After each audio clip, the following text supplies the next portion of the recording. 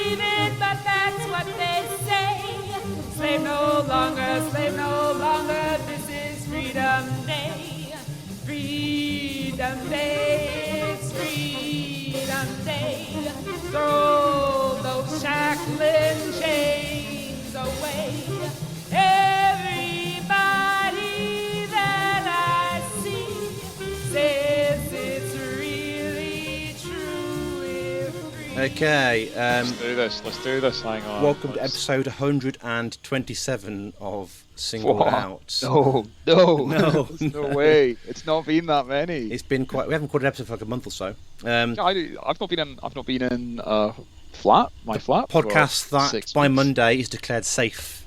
Yeah, that's right. Freedom Day. Freedom Day. Singled Out podcast.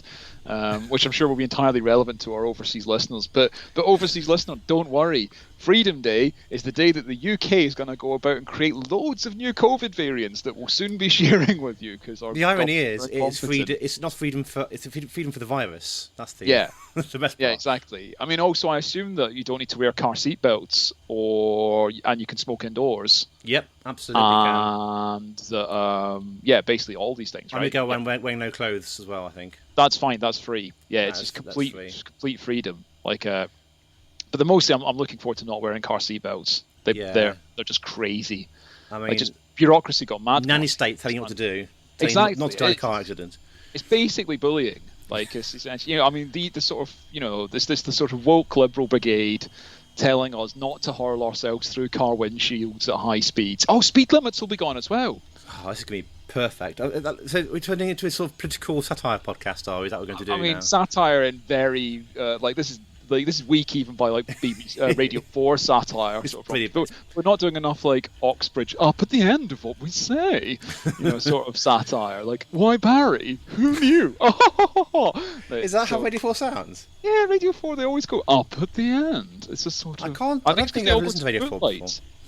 Yeah. There's occasionally kind of entertaining stuff on there. What's it called? I'm sorry I haven't a clue. It's quite good. Overseas listeners... Yeah, it's basically a radio program of puns. What more could you want? So we might talk about some wargaming today instead. I think is that okay with you? We could do that. For our one remaining listener, if we're lucky, one remaining listener, we are going to be talking today about about gaming and probably some Infinity. Anything to put on Guild Ball at all?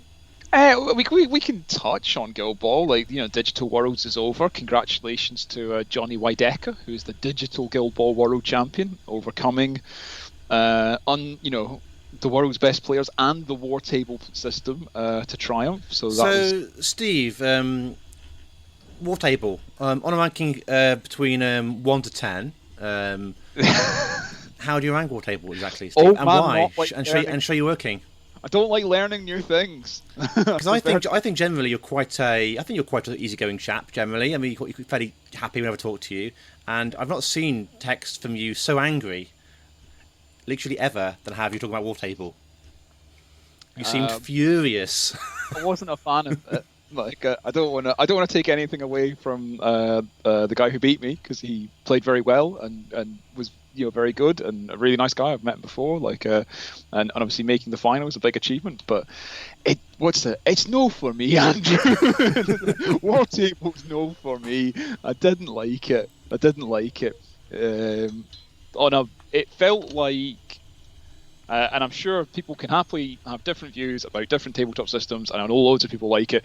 But for me, it sort of made a lot of the things that aren't that important in Guild Ball much easier, like sort of measuring out movement and things like that, which is quite straightforward anyway, and on Vassal quite straightforward, at the expense of being able to measure threat ranges, which in a game of basically measuring threat ranges and doing maths. I mean, in Guild Ball, threat ranges are quite a big deal. Being sort of a quarter of an inch out can end the game.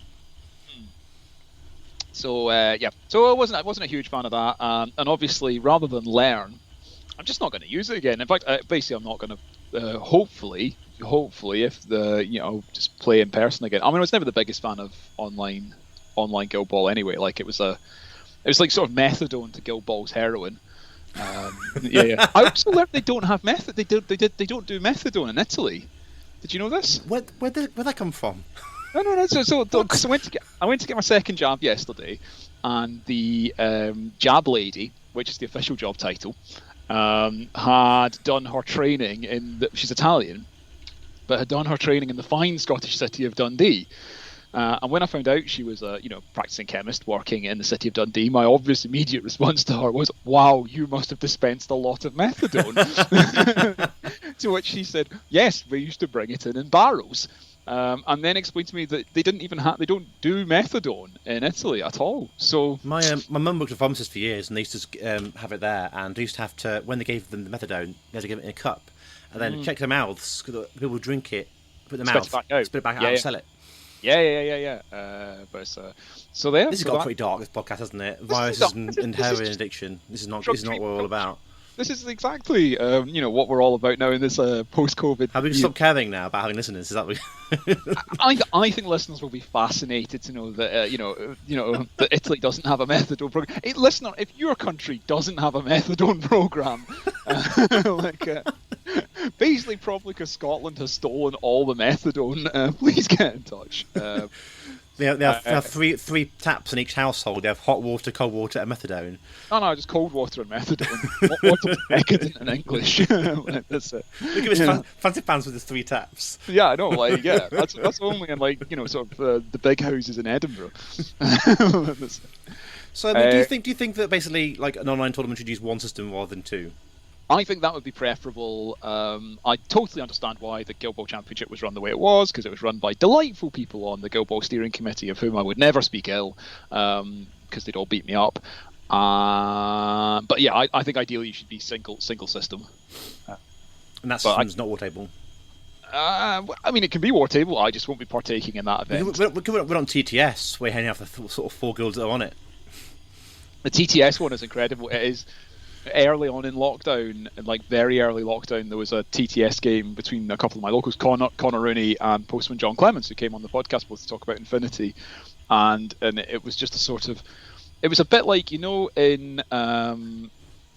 what was the film? Doctor Strange, when they fold the whole city up. Oh yeah. And, and it's also an Inception, isn't it? When they go boom, the huge base comes down. Yeah. Yeah, it was a bit like watching game played on that. Like, it's just everything sort of folded and stuff was suddenly upside down and flying through the air. That said, with Infinity, I mean, I'm so used to playing on TTS now, where to check line of sight, I can phase through the table. Yeah. I tried that in real life, and broke my jaw. Yeah, exactly. Or at least knocked over all the terrain. Yeah, exactly. Yeah, like it's much easier to have line of sight where you can turn miniatures from a miniature into a cylinder straight away. It has some definite. I like the TTS for Infinity. It's really good. It's superb. Yeah, I mean, the Infinity Global League that I'm helping run we're having our first league right now, and every week we have about 35 games.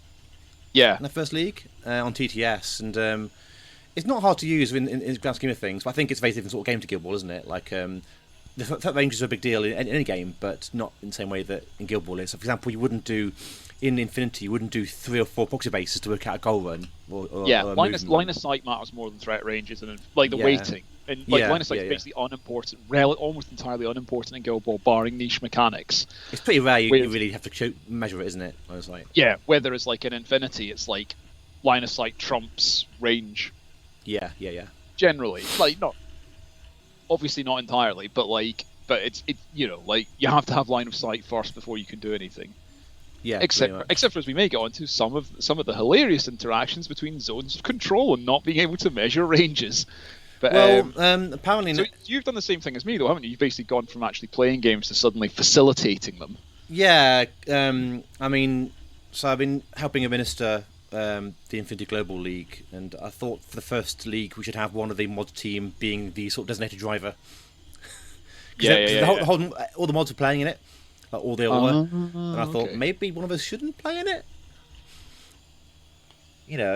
Because I've never been a big fan in tournaments where the TO gets involved in the games, because it depends on the size, doesn't it, as well? Like it's fair play. Like I think I've TO'd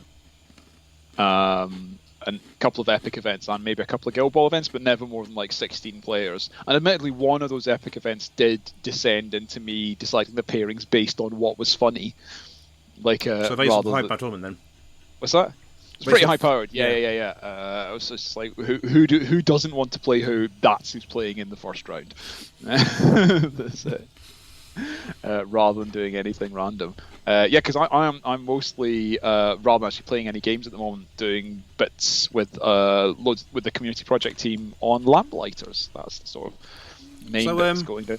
Remember, obviously, a lot of the important design work for the Lamplighters was done originally by Matt Hart. Yes. I mean, he designed the real bones of the guild, and they've been around for a long time. So I assume all he really had to do after he designed the team was just put the artwork in, and they were done, right? Yeah, that's basically it. We've not had to do any work at all, and like definitely, and designing a whole new team is like Perkins and Bryce were basically lying to us. It's really easy, and it's not like a complex process in any way, shape, or form. So that's mostly what I've been sort of doing in the last couple of months. So, is there anything to say about them? We will have some news at some point, and hopefully how many players in the guild? How many players in the guild? Oh, but that would be giving it away. Yes, that's how questions work. I can't even tell you. 19, because it's all the, all the sort of Fantasia style lamps to hop around. There's 19 lamps, and it's just lamps. It's just easy lamps. To model. It's easy to model because you just get a bit of green stuff. Surely be like 18 lamps and 1 cigarette lighter.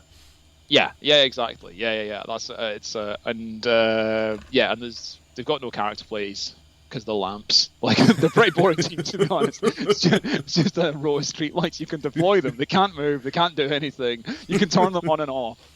That's it. But literally, that's all you can do. So, I mean, I assume you had to put some design work into it. Yes, there has been quite a lot of work by quite a lot of us, of which is still ongoing. So I'm genuinely not trying to sort of something is coming in the question. It's like literally we've never designed a Guild Ball team before, so we want to get it out when it's in a good shape. So we don't actually know how long this process takes. Because even when you ask people who are professional game designers, they are also professional game designers, so have different, amounts of capacity and different experience. Well, the one thing I think Matt Hart ever said that I agreed with was basically people remember things if they're bad, but not if they're late. That makes sense. Like if something, because there's no sort of deadline on it coming out. Like there's no announcement saying they're coming out and like next Friday. Because of that, Yeah. ultimately, like if they come out in 6 months' time or 8 months' time, no one is really expecting that. So taking your time is probably a good thing to have a more polished, sort of professional product at the end of it. Like That's the idea. I mean, we hope to get them out sooner than that, I think, is the intent. But obviously, we're reasonably confident about that. I think we're sort of still reasonably confident with the timeline we talked about in the when we did the town hall meeting that you can get on YouTube still. So that's still roughly what we're aiming for. But like, yeah, as you say, we'd rather be as close to good as we can get it than like sort of shite and at a deadline. so, something's coming. Is what you're saying? Yeah, exactly. Something lamp-shaped is coming. Maybe we can get some kind of interview with the designer. Yeah, we'll see if we can put someone up. We can put someone Put someone up. Yeah, We have yeah, to get yeah. vetted by the media team and stuff to go on. Yeah, the hardcore media team. Yeah, everything's vetted. Big media training program. You know, like with all the millions that we're not making. So, We're approaching it a year from when Guild Ball got finally snapped out of existence. I know. When was that? We should find out what it is and do an episode on that day, shouldn't we? I think we should do. We should get Bryce back on. Oh yeah, he's probably sobered up by now. Yeah, he might have. He might have done. It was that incredibly hot day, wasn't it? We did the recording in our pants. It was a video recording where everyone was basically wearing vests and pants, and that was it. It was the it sexiest podcast I've ever recorded. It was sensual. Like It was sensual, yeah. Yeah. It was a beautiful moment. Yeah, that must be. When was that? September? When did it get? August, I think. August, is it? So it's it's obviously Not far from now. not the end of Guild Ball, but the creation of the Guild Ball community project. Did it end or did it start? That's how we look pretty at deep. it. That's how we look at it as the deep. community project. So You turn Infinity. that upside down. So we've been playing Infinity now for like 6 months, maybe longer than that, I guess, 7 months. Yeah. And you've been sort of monofaction, haven't you? Been sort of playing assassins, and actually that's not true. You played a bit of Steel Phalanx, right? I have been playing a bit of Steel Phallus. Yeah. Because I wanted to produce interesting content, maybe one day I will do. Good luck with that. Yeah. I have played like every league I've played in. I played a different faction, Good God. so I've got no skills in any faction at all. So But broad knowledge. I guess. I mean, I played sort of 4 factions out of 40, so I guess. Yeah.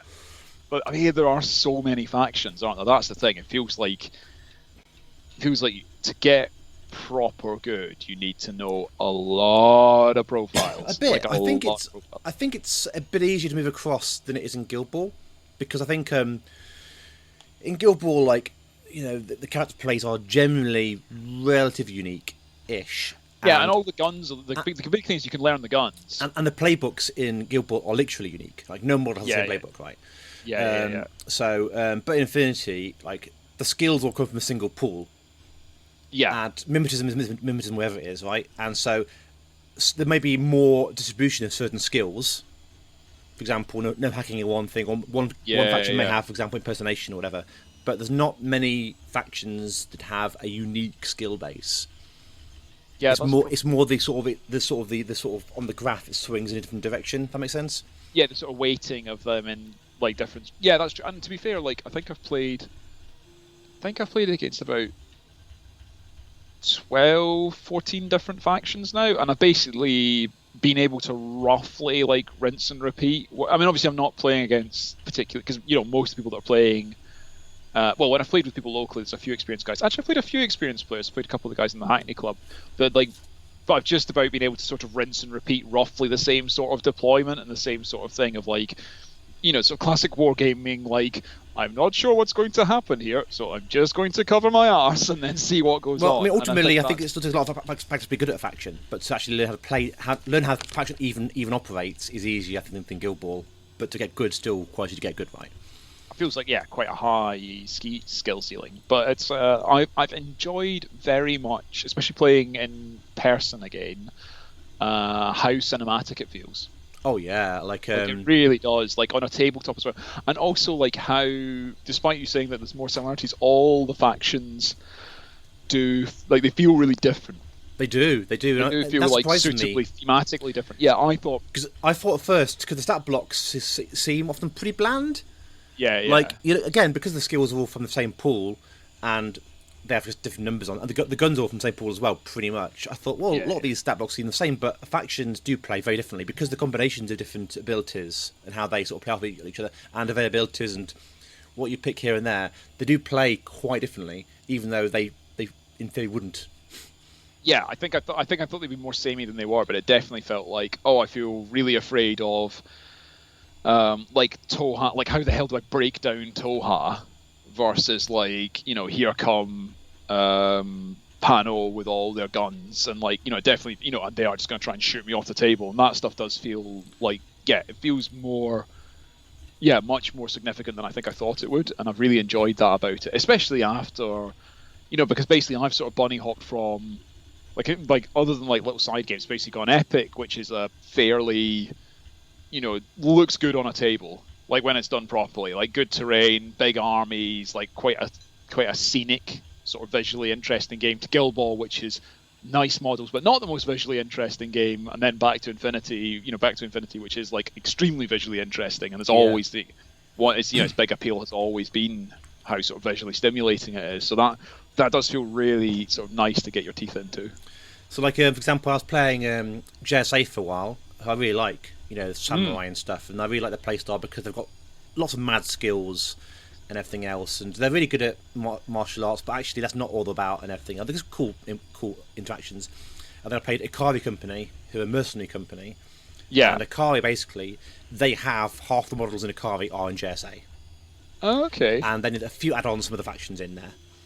And so, they're basically JSA with more guns and less martial arts, right?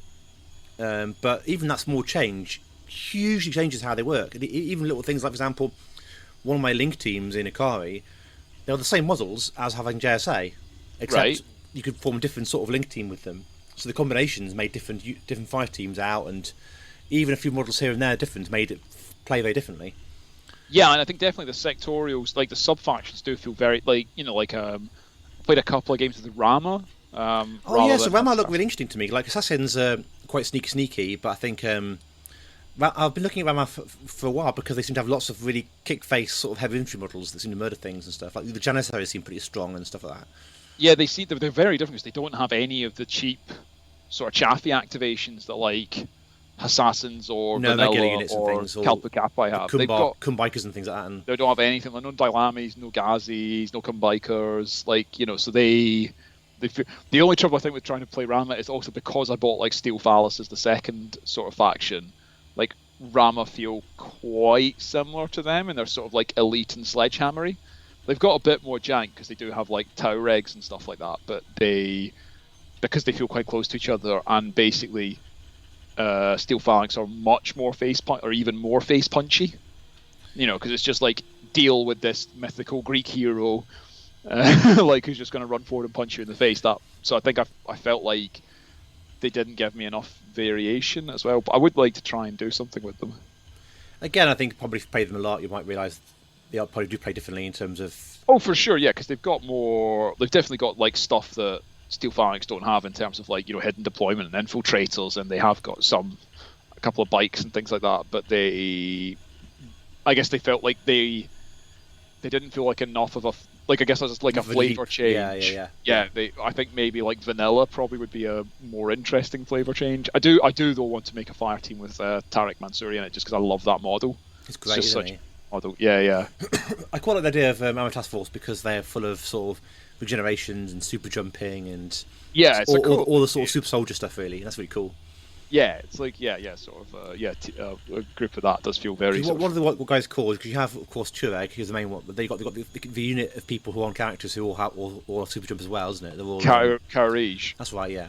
Yeah. They seem really good. I can't quite get. Yeah, I need to have a proper I need to play some games with them basically. But theory hammer wise, I think also because I think I've said this before when we talked about Infinity, is like in other games, I really like chaff. Like, I like chaff in armies. I feel absolutely. Like as a war gamer, I'm quite good at using chaff because I'm quite good at controlling like movement control and stuff like that. So then playing a faction with a lot of chaff and then choosing the version of it that doesn't have any chaff is like I use a bit and it's like yeah, maybe this is not. It's like playing the sort of the armies that are super elite, right? Like playing like Invisible Army or certain sectorals like that, where you have sort of 10 models and they're all heavy armoured. It's like cool, but like you have to be really efficient with how you're using your orders because you've got less models, and if you don't handle them properly, they'll just get murdered. You've lost huge amounts of your task. Well, like when we played the JSA versus Steel Phalanx one, and I think I knocked out like 4 or 5 of your models on turn 1. And I was like, "Yep, you've still got more orders than me, or still got more models than me because I've only got 10." Like, so. In that battle, managed to lock down Hector with a EM grenade, and that was pretty bad news because that was like 3 orders gone basically. That was not Hector no likey. But he's strong enough. He's strong enough. So what have you any other sort of reflections on it as a game or anything you've sort of? That's quite a big question to ask, isn't it? Really. Yeah. Well, I thought we're here for we're not here for a good time. So no change there. Yeah. It's quite a nice community I found so far. Like I think it's hard to compare it to the Guild Ball community because I don't know them as well. But it's sort of very friendly. I think it's interesting because there's certainly a bit more rules as written, rules as intended arguments in Infinity than there are in Guild Ball. Guild Ball, the rule set is generally a bit tighter. Yeah, sure. But Guild Ball, I think, is that sort of game that was taken from War Machine, and it's basically geometric and everything else, whilst Infinity isn't. And Infinity has got more narrative flow to it, I think, than Guild Ball has. I really like playing it with all the buildings and stuff, like you said. Like yeah. I mean, Guild Ball, ultimately, it's not particularly attractive. The models are gorgeous, but the terrain was like a few fences basically, maybe a boulder. Yeah, it's not in the same way, is it? Like, because actually, when you have like terrain heavy war games, look great because like the tables are what make the game. Yeah, exactly. Rather than the models themselves. The models are often the stuff of sort of painting competitions, aren't they? That said, I think that for that reason it can have a fairly high get-in price. Then again, the starter sets have pretty good terrain packs in them, and the new starter sets as well. Like the cardboard terrain is pretty good quality. It's pretty beefy. Yeah, it was fun. Like I went out to play at the local club for the first time in about 18 months, a little while ago, and like just they've got really nice terrain for all game systems. So they've got some really nice Infinity terrain. So just getting a big box of that out and going through it was just like, this is so fun. Yeah, I'm enjoying it. It's good. Like I'm jumping around factions. I don't think I think in Guild Ball for a while I wanted to focus upon one faction for ages, and I think maybe in Guild Ball. Again, there's more to learn, but I think you can play 100 games of Guild Ball. I think it's never still have more to learn. The same is true for Infinity, but I think there's so many factions in Infinity to choose from. Is that, you think, also a benefit of playing mostly online, that you can jump faction a lot more? Yeah, I think so. I was playing online Guild Ball, I jumped factions, more than I do because I don't have to buy a whole new thing and paint it. Yeah. Although ironically, I've only really been playing factions on TTS that I actually own. Right. Pretty much. I don't think I've played many things I don't own because I thought, well, first of all, I want to try and learn how to use my toys. And secondly, if I play a faction, I really like it, then could I have to buy more stuff? Yeah. That's I suppose quite a good, I guess you get an element of try before you buy with it. Yeah. Also, of course, you can have some really cool sort of terrain setups on TTS. Like, for example, you can fight over sort of some of the faction maps on TTS have multiple levels and railway stations and underground rivers and things. And yeah, I've played on one which has is flooded. The ground floor is flooded. Yeah. And you've got levels of elevation above it and things like that. So yeah, people have done really good stuff with it. Yeah, so it's hard to do that, but it's just still. I think my main thing with online gaming, I think having played online tabletop games for a year-ish now, on and off, I seem to go through 3 months of playing and then 3 months of not playing, is that it's just slower. Is actually the speed. It is slow, yeah. Is the slowness of it, whereas it's quite tiring as well. I find sitting at the PC desk for sort of 3 hours.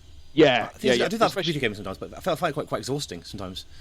Yeah, definitely, and especially having sat at one for most of the day for work as well. That's so. And I think having gone back and played some games in person, I was thinking oh god, this is actually much faster.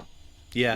Like this is not. When I was playing online league games at TTS, because my wife goes to bed quite early as well, I was having to I'd start at 8 o'clock, play till 10:30, and then have to play 8 o'clock to 10:30 another day, sort of thing.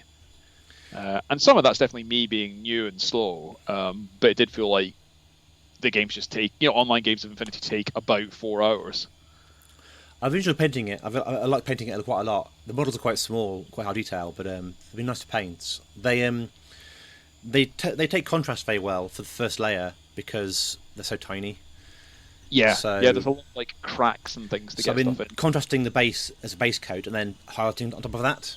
Oh, okay, yeah. Basically, where the contrast doesn't cover because it goes white at the edges, that's where you start painting the layers up. It's almost a guide point.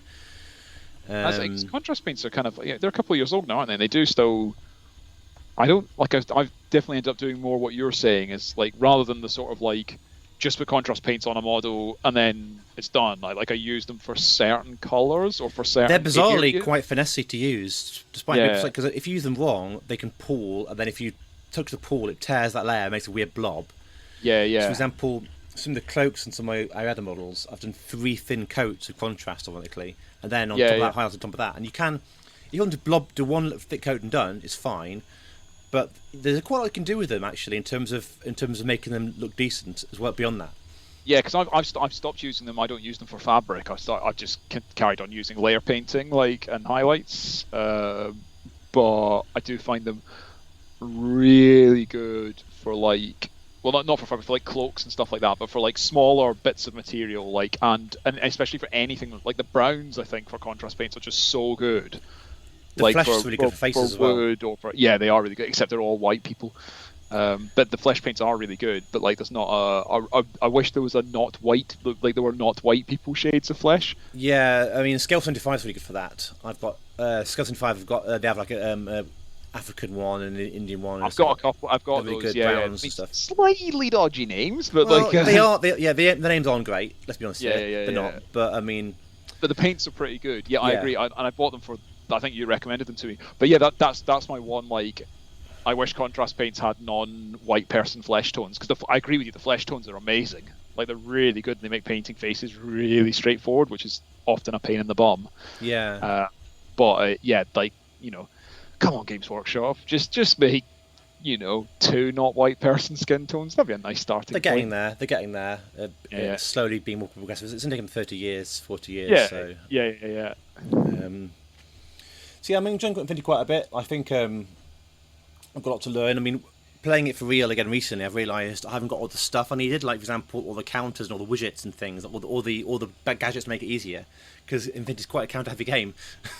Yeah, I'm short of widgets, but what I have been using, so randomly what I have used, widgets are a thing I'm a bit short of for it, because some of the epic ones transfer okay, but what I've used are order dice for, the order dice you used to get for epic and Battlefleet Gothic. I've been using those instead of counters, because you can pretty much, they have arrows pointing downwards, I am prone, and sort of different. That's what I've sort of proxied it across with. Which we need is some kind of dice that we can sell again with symbols on them. Exactly, symbol-y dice. That's the way. And actually, I think they work quite well for Infinity, because your models don't. I guess in Guild Ball the trouble was there were dice everywhere. Also, you can have dice everywhere and sort of table clutter. Whether it's for Infinity, I think yes, I think sort of status dice could be quite a good. Also, a good thing. The argument about singled out for Guild Ball was you might roll the by accident. Infinity, they're literally a different shape. Yeah, you'd have to be. That would be a pretty major error to be I thought it was a D20 with its 14 less sides. Yeah. So that can be a great money making scheme. I'm trying to get some more players into it in the area, but it's difficult, I think, at first, because it is quite a brutal rule set at first, and even Code 1 isn't particularly small. Code 1's 100 players, 100 pages. Sorry. I looked at Code 1 and just thought I'll just play regular. If I'm going to do this, if I'm going to go into this, I'll go fully into this. So I'll play regular Infinity. It's not much simpler. Not really. Yeah, and I did get smashed in my first couple of games of it, but I felt like I picked it up reasonably okay. Let's be honest, in most war games that are any good, you're going to get smashed at first. Yeah. That's why they're good. yeah, exactly. Yeah, and I played I played a couple of games. I played with Francois Langton, and yeah, that was a bit like, at the end of it, was like, oh yeah, you felt like I'd sort of like, because he was brand new and I'd played, a dozen games or something like that, and it felt like there was a material difference there. Yeah, we went through it in new player tips a while ago, but new players originally doing things like having many models visible at first to sort of AOE you, and you just kill them. Or just like not, sort of not hiding everything. Yeah. Sufficiently, because I think because you can pump a lot of orders through a single unit, you can move quite far. Surprisingly far, I think, for when you're new, because you're used to, I guess like your classic war game, you often line up on either side of the table and everything you walk moves straight towards each other, basically. Yeah, like a sort of third of the way up the board, and something might get to halfway. But like in Infinity, you can literally easily on turn one have a model like tearing through your opponent's deployment zone, even without things like combat jump. Yeah, especially like a motorcyclist or something. Absolutely. Yeah, but even like a regular Link team. Yeah. If you've got you can get a Link team onto your opponent's board side in 4 or 5 activations, and then spend 4 or 5 orders killing stuff, which is pretty brutal. And I think that's a thing. Yeah, that definitely feels like one of the early things you learn. Yeah, certainly one thing I've learned whilst playing JSA and stuff is that a faction that hasn't got much in the way of midfield control is quite difficult to use at first. Yeah. My first faction I played in Infinity was Tartary Army Corps, so the Russians.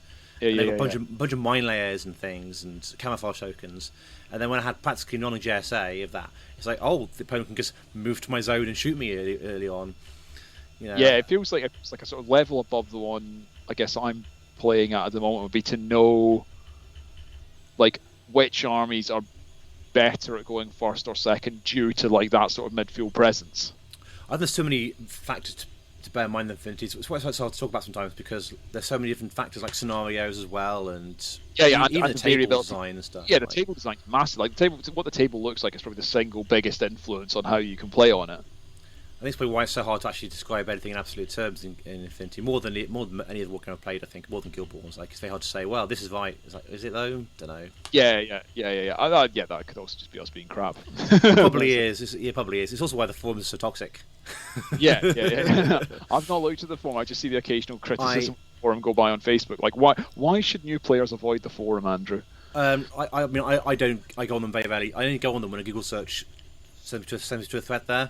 So I don't post on forums. I don't look at the forums very often, and because forums basically are, first of all, they are out of date and use forums anymore, and secondly, they're just toxic and everyone's nasty and they turn into bizarrely more of an echo chamber than Facebook does because it's an achievement in itself.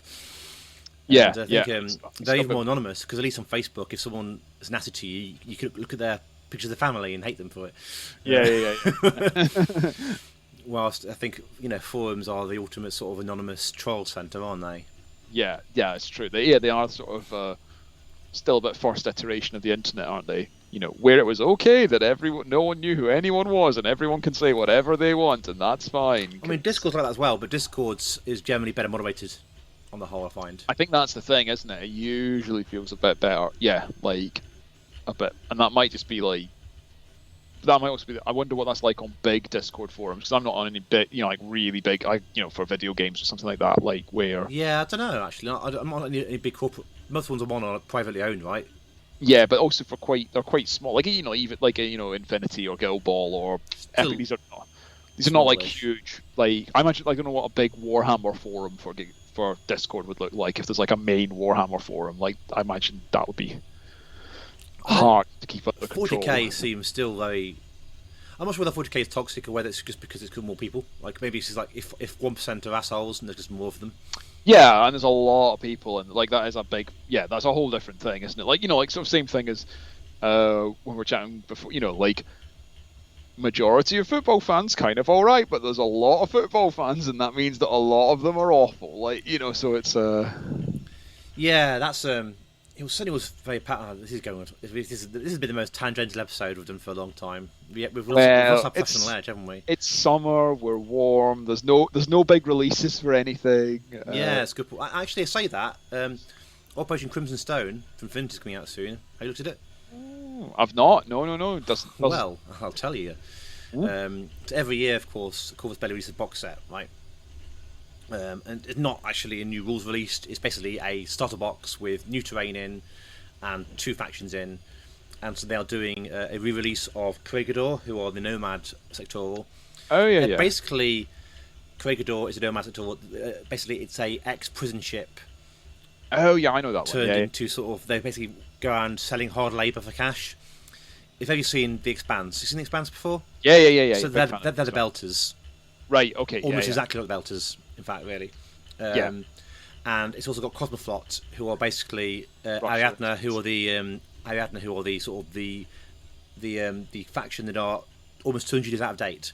Have finally gone into space. And they have bears in spacesuits with hammers. I've seen the Space Bears. I'm a fan of the Space Bears. I'm like Russia in space and Space Bears. I fought against Space Bear. It was terrifying. Is it good? Because they have grenades as well. And I was in a small room, and this Space Bear jumped through, dancing around, bouncing off shots, just throwing grenades at me. It was terrifying. That sounds amazing. To be fair, it was horrifying how it was killing me. But at the same time, it was the imagery was so cool. I didn't mind that much. You want that to happen, don't you? You do want that to happen. It was very cinematic, and they also have like William Wallace, so you can have William Wallace on the same side as the grenade throwing Space Bear. But also got new terrain in there and everything else, and just the models, the sculpts for Course Betty are superb, really. So that's their new box set this year. Oh, that's exciting. It's very exciting. I think people should rush out and buy it. We should get a sponsorship deal with them. Of Course Betty. Well, we are in the part of their media partnership program, but their media partnership program looks differently to Steamforged. They give us press releases and things, and occasionally I was help them out with the last Kickstarter release. Oh, did you? Oh, okay. A little bit. Shows how much I know about this podcast, doesn't it? Yeah. Oh, we're a partner with them. Yeah. Oh, okay. But they don't do the whole sort of media program in terms of interviews and things and finding out things out in advance and stuff like Steamforged did. I mean, we can say a lot of things about Steamforged, and we have done, but they were pretty good in terms of, like, for example, like telling us 2 months in advance or whatever, so we get interviews. Yeah, giving us access. And that was the access for them was, it was pretty impressive. Yeah. No, it was a really good program. It was a good program. Far better than that community project. It was pretty eclectic how that worked. I mean, sometimes the program went up and down, and sometimes they stopped talking to us for months, and occasionally re-released it. And it wasn't perfect, but it was pretty good. Yeah, definitely. I agree. On that wistful note, does that sort of feels like I feel like I've run out of because I've not done any hobbying for a month. I don't have much more to add to this. We've got another sort of 20 minutes to go before the episode finishes. So what are we gonna do? I don't know. We could sing to each other. Sing to me the song of your people. Yeah. Well, that's the I belong to Glasgow, dear old Glasgow town. I like how on YouTube, when you release a video on YouTube, it shows you a graph of what percentage of your viewers are still watching that part of the video.